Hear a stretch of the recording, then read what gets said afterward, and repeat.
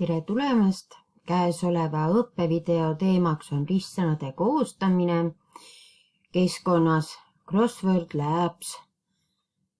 Valisin selle keskkonna sellepärast, et see annab võimaluse lahendada ristsõna nii paberkandjal kui ka veebikeskkonnas. Näitaksin, kuidas ta meil välja näeb. Siin ta on praegu juba embeditud ehk tema HTML kood on siia toodud kodulehele meie digiblogile, aga seda saab veebipõhiselt, saab teda ka siin jagada lingina. Töötab väga sarnaselt testmuskeskkonnale. Ja kui sa klikid sõnale siin ruudustikus, siis ta märgistab ära ka siin juba vihje, mis vastuseks sa pead siia ruudustikku lisama. Alustame siis minemist aadressile crosswordlabs.com. Kui mina praegu keskendun pigem venekeelse ristsõna koostamisele, seda põhjusel, et veebis olevad keskkonnad üldjuhul venekeelset tähestikku ei aktsepteeri, ei toeta, küll aga Crossword Labs keskkonnas saame teha ka venekeelsete sõnadega. Meil peab olema klaviatuuril siis venekeelne tähestik. Kuna mul seda ei ole, siis ma kasutan ka siin veebipõhist venekeelset klaviatuuri. Ma olen kirjutanud endale juba need ruudustikku peitu minevad sõnad. Olen kasutanud siin nagu sõnapaare, asesõna ja nimisõna kokku. Hetkel on siin normaalselt tühikuga, aga me selles ristsõnas tühikuid jätta ei tohi.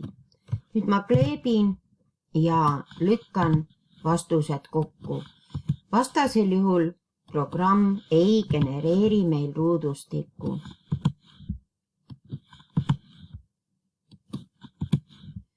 Need sõnad, mis on minemas ruudustikku, peavad olema kokku kirjutatud.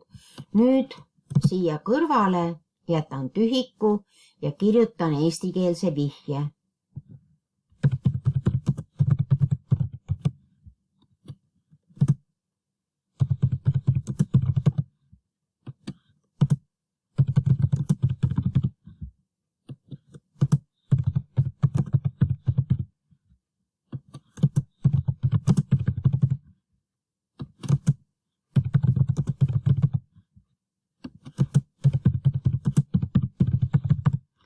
Nii,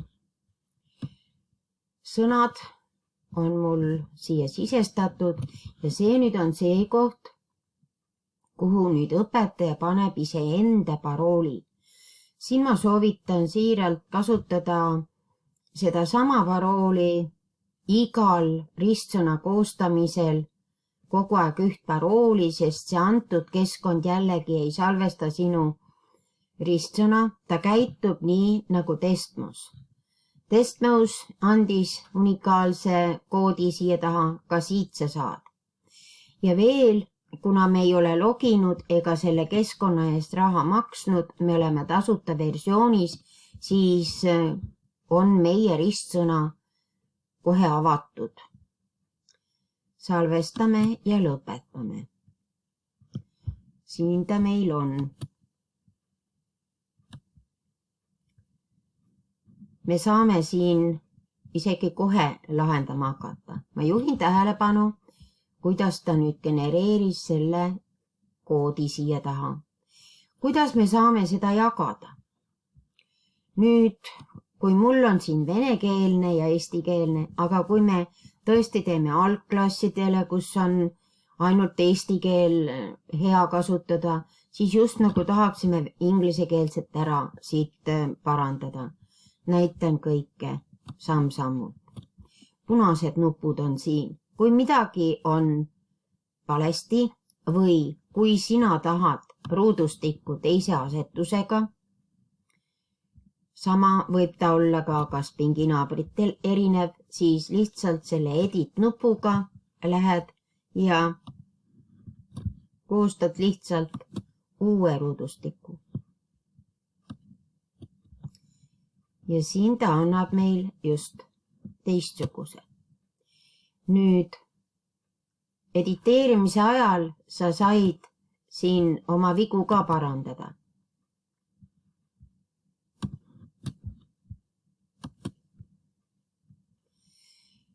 Edasi saab siin jagada. Jagamise juures ongi see, et sa kirjutad selle või kopeerid selle URL-i. See on seesama veebiaadress, mis ta siin üleval annab. Siis me saame sellega digiblogis linkida, nii nagu Testmouse'i. Samas aga praegu siin on see HTML kood programmeeritud. Nüüd selle saab ka digiblogisse genereerida, nii nagu ma just näitasin, kus on kohe mäng nähtavalt kasutatav. Nüüd on siin võimalik printimiseks. See on nüüd vastuste leht. Siin, kui sina selle valid, siis sa saad ise endale või lastele vastuste lehe printida. Siin näitab juba vastused ette ära.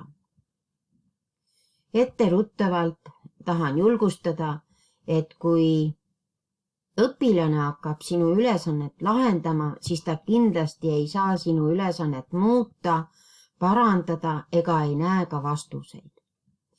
Nii, ma lähen siit praegu välja vastuste lehelt ja võtan lihtsalt siit selle prindinupu. Ja selle prindinupuga me saame välja printida otse. Kui me võtaksime siit kas Word või PDF versioon, siis ta annab meil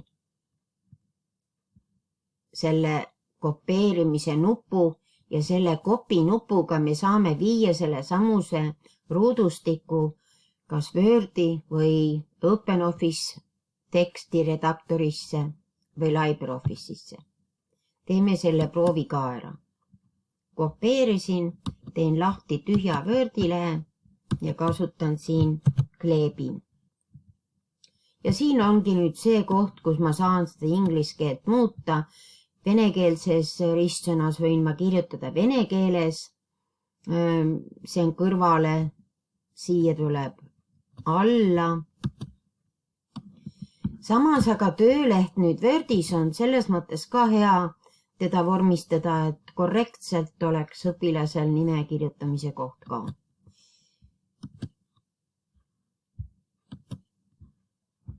Ja kui me nüüd läheme printima, siis ta prindib meil ilusasti ühele lehele ära. Kui sul peaks hästi palju sõnu olema ja ta läheb sul mitmele lehele, siis seda saab töödelda Wordis, aga saame ka 2 lehega hakkama. Hetkel ma printima ei hakka.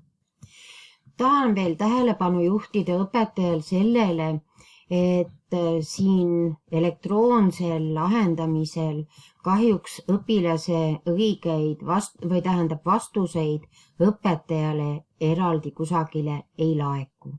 Küll aga muutuvad need vastuste ees, nad tulevad siia vastuste ette rohelised linnukesed või siis punane, kui on vale. Ja kui õpetaja tahab elektroonselt lasta vastata, siis õpilane võib lihtsalt ekraani screeni teha. Õpilane seda oskab ja või pildi saata õpetajale, siis on näha, mitu rohelist ja mitu punast linnukest siin on. Ja veel üks soovitus. Kui õpetaja on otsustanud kasutada prinditavat ehk sellist faili ja Wordi faili, mis on omakorda täiesti okei, siis õpetaja saadab õpilasele selle Wordi faili. Õpilane peab sel juhul selle välja printima, sellega peab arvestama. Siia otse kohe kirjutada ei saa, sest see ruudustik on ise pildina. Ja kui õpilane on selle nüüd printinud ja täitnud ristsõna, siis nagu õpetajatel kombeks on olnud vastuste tagasisaamiseks, õpilane lihtsalt teeb jälle pildi. Ma mõtlen seda just distantsõppe ajal kasutamise hetkel. Loodan, et sellest juhendist on abi nii õpetajale kui õpilasele ristsõna koostajale ja ristsõna lahendajale. Head toimetamist ristsõna kallal. Mina olen Kärla põhikooli haridustehnoloog Margit Lindau. Tänan tähelepanu eest.